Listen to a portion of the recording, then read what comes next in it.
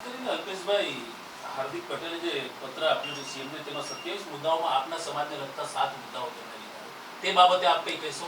નહીં, એટલે હું આવકારું છું એમને જે કંઈ આ મુદ્દા ઉઠાયા છે, આવકારું છું. પરંતુ જે પ્રમાણે એમણે આ મુદ્દા મૂક્યા છે એ માટે પણ અમે આવનારા સમયની અંદર આ ગુજરાતની અંદર 20મી એપ્રિલથી એક એવો મહાપ્રોગ્રામ ચાલુ કરવા જઈ રહ્યા છીએ જે 14મી એપ્રિલે અથવા 10 દિવસની અંદર અમે જાહેર કરીશું. અને એની અંદર તમામ બેરોજગારોની વાત હશે, એની અંદર તમામ શિક્ષિત લોકોની વાત હશે, એમાં કિસાનોની વાત હશે, એમાં તમામ અન્યાય થતા લોકોની વાત હશે, એમાં વિધવા બહેનોની વાત હશે. એટલે ત્યાં તમામ લોકોને આવરી લેતા, ગુજરાતની તમામ પ્રજાને આવરી લેતા પ્રશ્નોની શરૂઆત 20મી એપ્રિલથી અમે કરવા જઈ રહ્યા છીએ. અને આ બધી જ વસ્તુની અંદર અમે તમામ લોકોનું સમર્થન ઈચ્છી રહ્યા છીએ.